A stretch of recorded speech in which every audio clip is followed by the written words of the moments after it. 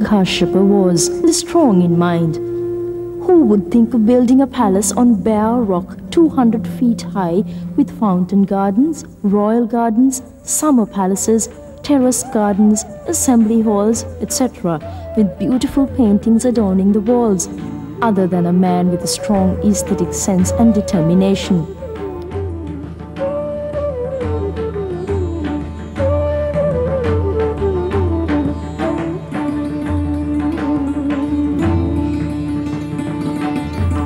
The artists who were responsible for the drawing, showing freely the exciting and intrinsic beauty of the damsels, would not be in harmony with the king in thought and ideas.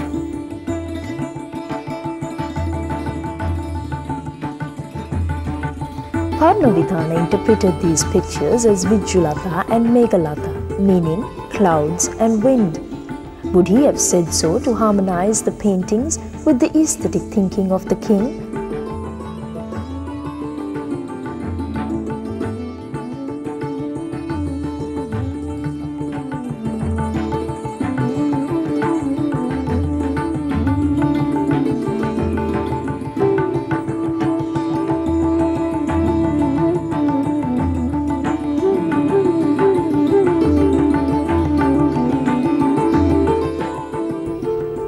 This palace complex would have been illuminated by the rays of the sun and the light of the moon. During daytime, the sun rays were made to reflect to the spot it was needed.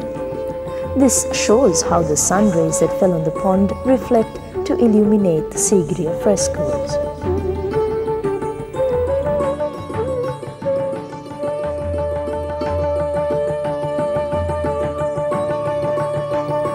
Though it is believed that this backdrop of paintings had once extended in a wide band across the western face of the rock, today only 22 fragmentary surviving paintings are seen.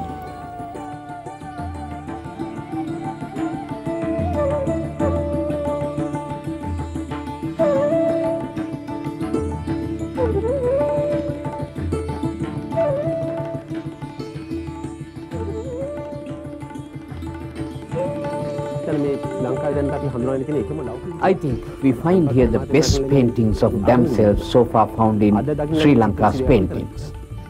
Today only 22 frescoes are seen. The poems on the mirror wall reveal that there had been over 500 paintings adorning one-third of the west bank of the rock. These paintings reveal the aesthetic sense King Kashyapa had.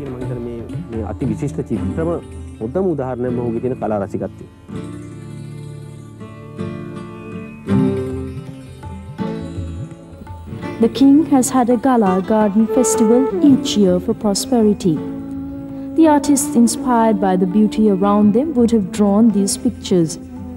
After the abandonment of the palace in the 5th century, Sigiriya became a place of pilgrimage. Greatly inspired by the paintings, our ancestors have composed poems addressed mostly to the ladies depicted in them. They have written them on the highly polished surface of the mirror wall just below the painting gallery.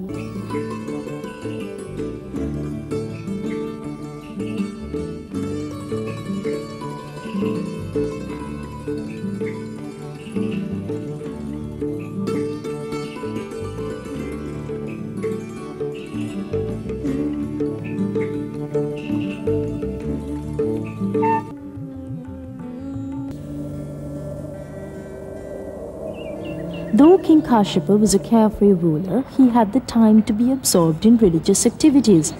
He constructed a Buddhist vihara in the name of his 2 daughters, Bodhi and Utpalavanna, and himself. It is known as the Bodhi Utpalavanna Kasupgiri Vihara.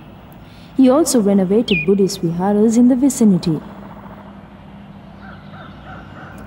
Pidurangala Vihara, which houses the world's oldest statue of the recumbent Buddha, is situated to the south of Sigiriya rock. The statue was destroyed by treasure hunters many years ago. Had Kashyapa seen it destroyed, what would he have thought?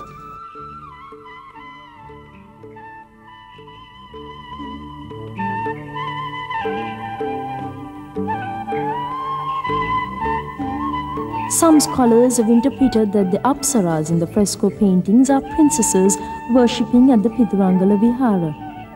Legend says that there is a gold lotus in this pond and that it will surface someday when the water dries up. There are many archaeological findings surrounding the Pidurangala Vihara. It is believed that King Kashyap's remains were buried in the surrounding area.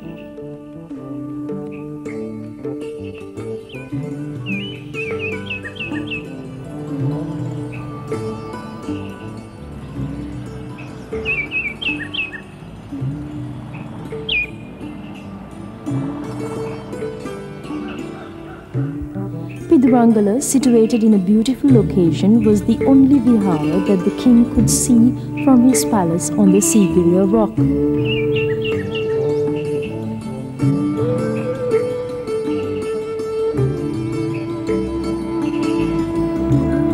The lion staircase plateau with its chambers, buildings and pavilions and the great lion itself is no more. Today, what remains are the two colossal paws and a mass of brick masonry surrounding the ancient limestone steps.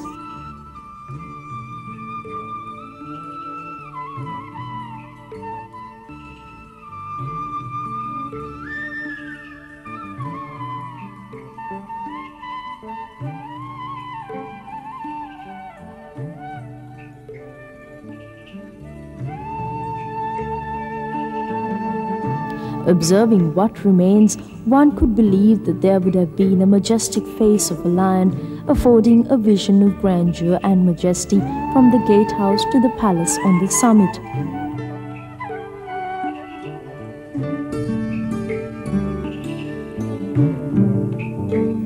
The lion seems to have been in a crouching position, represented by its paws, head and shoulders projecting from the rock.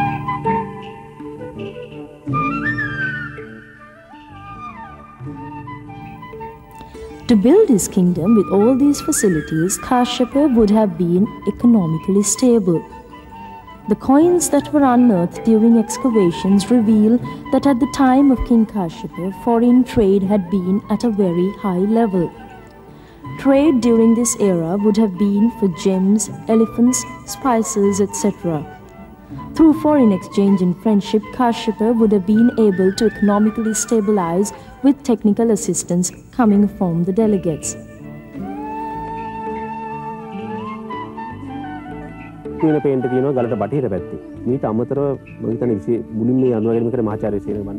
The terrace gardens is at the summit of the rock. The pleasure garden is on the west bank of the rock. Mr. Senaka Bandaranayaka, who excavated this area, says that apart from the two gardens mentioned earlier, there are two more areas found with similar constructions. These are also believed to be water gardens of the palace. These gravings show that there had been buildings built on these rocks. 90% of the buildings are believed to have had no retaining walls and had been open buildings. Through the paws of the lions are gently sloping rock faces with an ascending gallery and staircase which lead up to the royal palace. This is considered to be the earliest surviving palace in Sri Lanka. There would have been soft carpets laid on these stairways for the king to ascend.